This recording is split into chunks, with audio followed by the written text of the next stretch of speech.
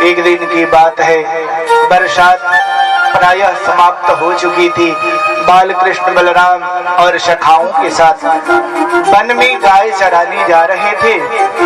आकाश एकदम बिल्कुल शांत साफ था। बड़ी चिलचिलाती हुई धूप निकली हुई थी। धूप के गर्मी से बचने के लिए गायों को छोड़ दिया और एक वृक्ष के नीचे बालकृष्ण अपने सखाओं और बलराम जी के साथ बैठ गए।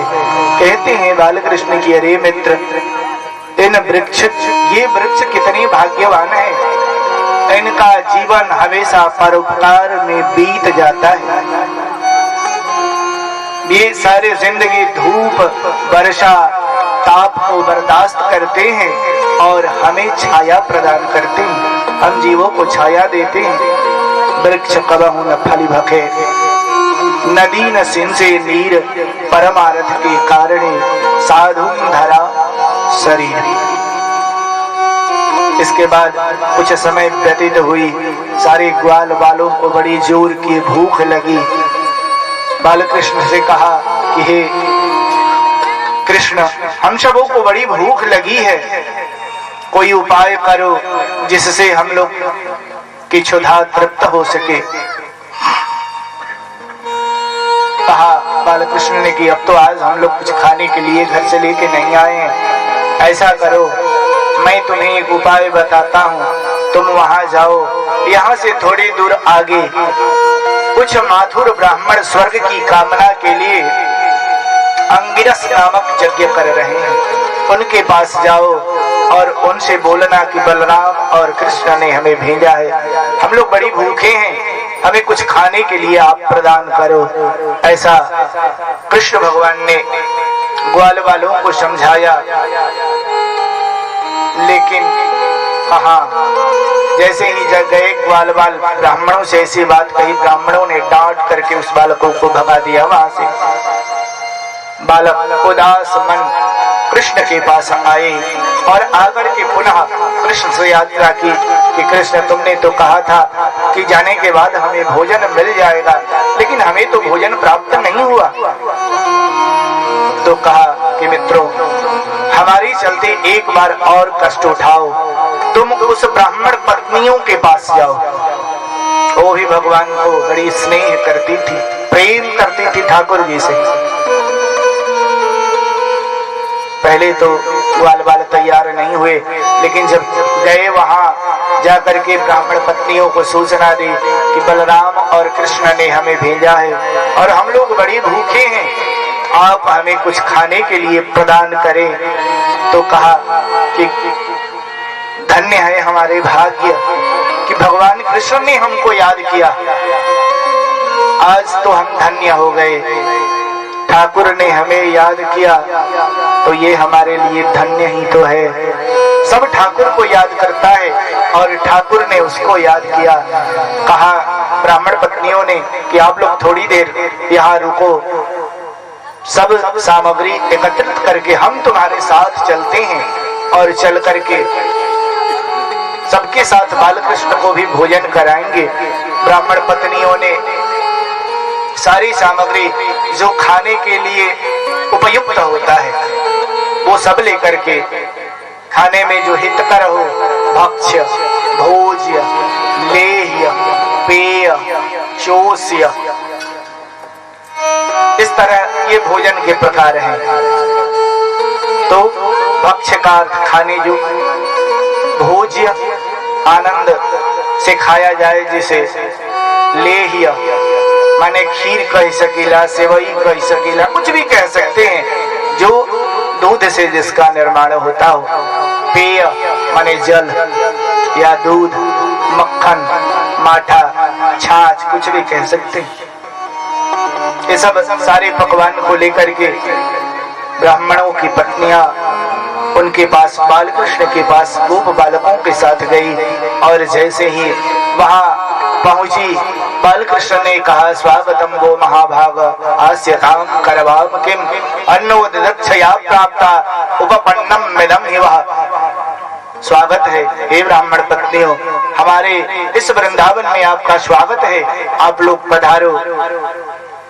ऐसा जब भगवान ने कहा और प्रफुल्लित हो गई ब्राह्मणों की पत्नियां। इसके बाद बड़ी प्रेम से सबको भोजन कराया और जब भोजन पूर्ण हुआ तो भगवान कृष्ण ने कहा कि अब आप लोग अपने पतियों के पास वापस चले जाओ। जब ऐसा कहा तो ब्राह्मण पत्नियां वहां से लौट करके जाना नहीं चाहती थी। कहा कि हे प्रभु, एक तो तुम किसी को मिलते नहीं और जब तुम मिल गए हो तो छोड़ करके जाने के लिए कह रहे हो। ये जो व्यथा है हमारे बर्दाश्त की बाहर की है। बड़ी समझाया बालकृष्ण ने। कहा कि नहीं नहीं, अगर तुम लोग हमारे पास रहोगी तो तुम्हारा अपमान होगा। तो कहा ब्राह्मण की पत्नियों ने कि अब हमारा अपमान बाकी ही कहाँ रहा। पतियों ने जिस काम के लिए मना किया वही काम तो हमने किया ना, आपको खाना ला करके। इसलिए अब हम अपने पतियों के पास नहीं जाना चाहते।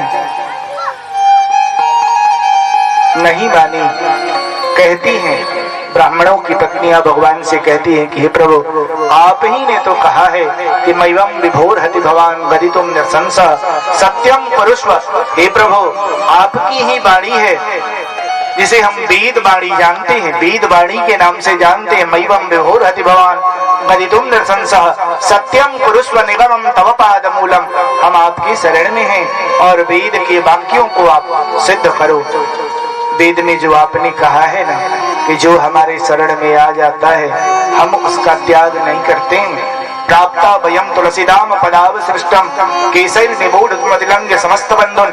अब तो हम लोग सभी बंधुओं को छोड़ करके आपकी शरण में आए हैं, इसलिए अब हमें जाने के लिए आप नहीं कहना।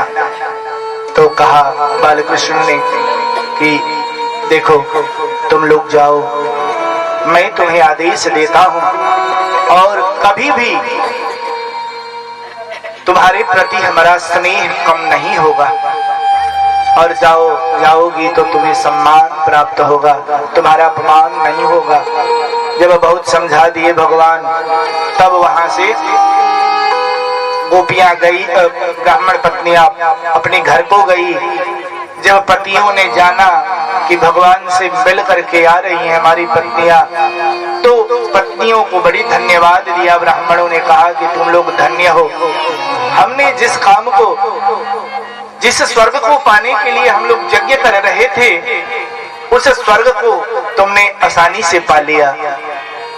एकमात्र उस परब्रह्म को पा करके उसे तुमने पाया है, तुम्हारा सम्मान बढ़ गया, हमारी दृष्टि में तुम्हारा मान और ऊंचा हो गया।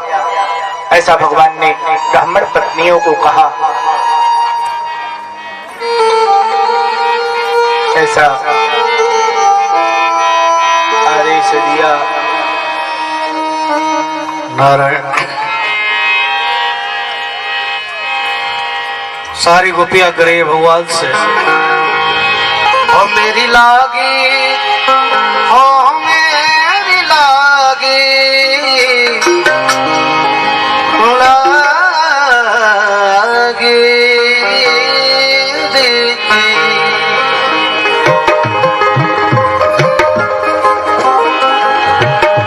मेरी लागी श्याम संग प्रेम, ये दुनिया क्या जाने, अरे क्या जाने प्यारे क्या जाने, क्या जाने प्यारे क्या जाने। मेरी लागी, मेरी लागी, मेरी लागी, मेरी लागी, मेरी लागी श्याम संग प्रेम, मेरी लागी श्याम संग प्रेम, क्या जाने, क्या जाने हो, क्या जाने हो, क्या जाने प्यारी क्या जाने हो। जो लोग सच्चे दिल से प्रेम करना चाहते हैं मेरे गोविंद से, दोनों हाथ ऊपर करेंगे। हाँ दोनों हाथ। हाँ जो लोग प्रेम करना नहीं चाहते ऐसे हाथ करेंगे, दोनों हाथ ऊपर सभी लोग। और कहना है क्या, हम मेरी लागी, मेरी लागी, मेरी लागी, मेरी लागी, मेरी लागी,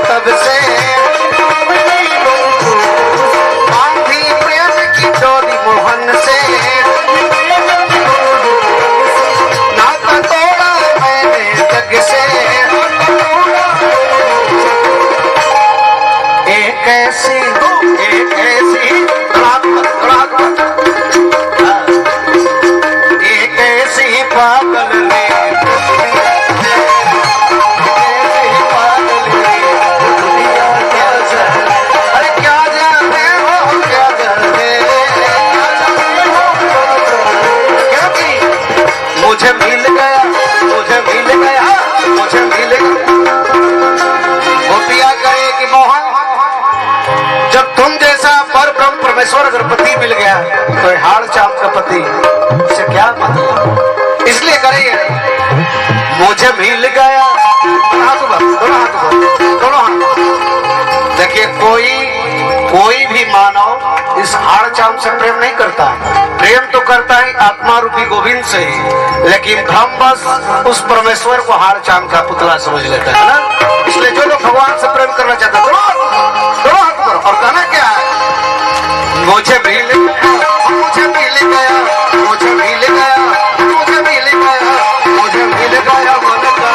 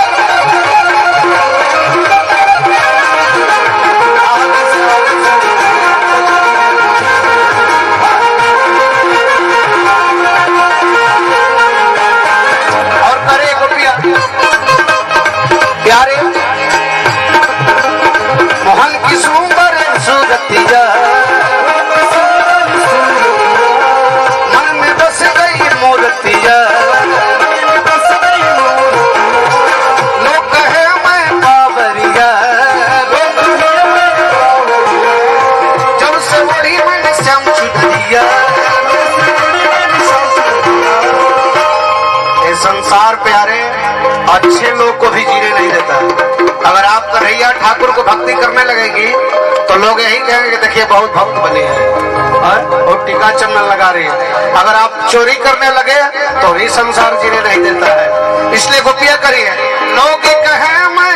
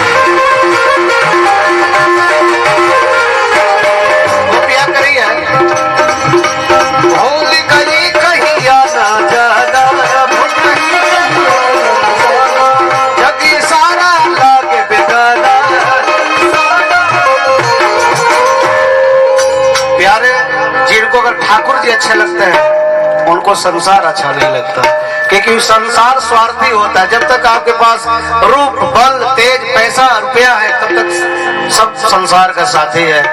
जब भी आपके पास रूप धन बल का कमी हो जाए तो संसार कोई नहीं पूछता है। इसलिए भूल गई कहीं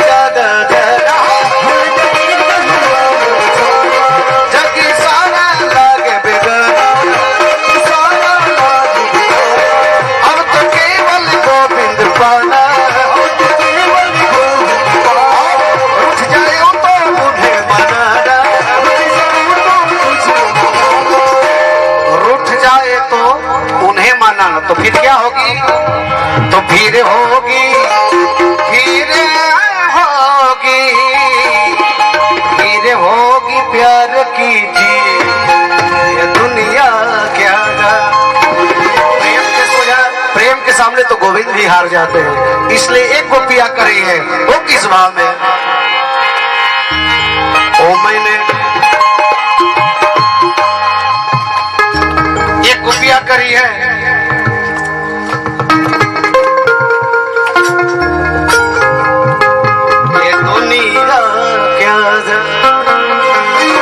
अरे मोहन से दिल क्यों लाया है,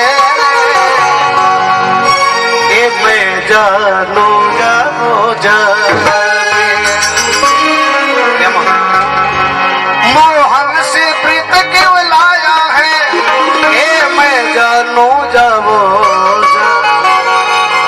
छलिया पे ताली बजेगी ना, दोनों हाथ उधर, दोनों हाथ। और गाना है क्या, मोहन से दिल क्यों लाया है, मोहन से दिल क्यों लाया है, बेजानू जाओ मोहन से दिल क्यों लाया है, गोविंद से दिल क्यों लाया है, मैं जानू जाओ जहने, मैं जानू छलिया पे दिल क्यों लुभाया, छलिया पे मन क्यों लुभाया है, दो हाथ पर, मैं जानू जाओ से प्रीत क्यों लाया है, मैं जानू जाओ।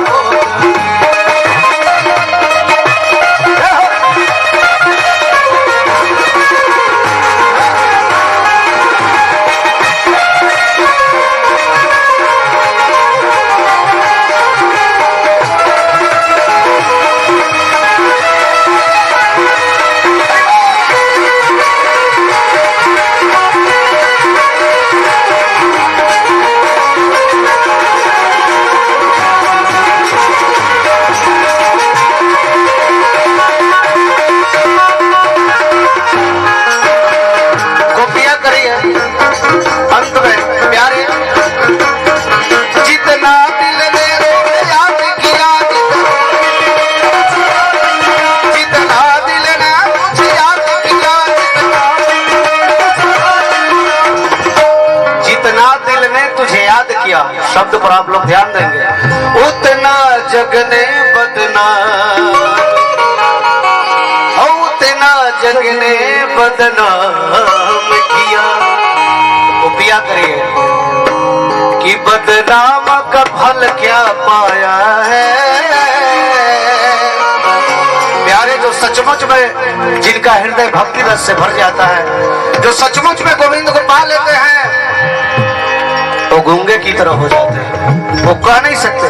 जैसे किसी को आप गुड़ खिला दीजिए मीठा और पूछे कि कैसा लगा, तो केवल यही कह सकता कि मीठा लगता है, कैसा मीठा लगा तो व्यक्त नहीं कर सकता, क्योंकि बाणी मौन हो जाती है।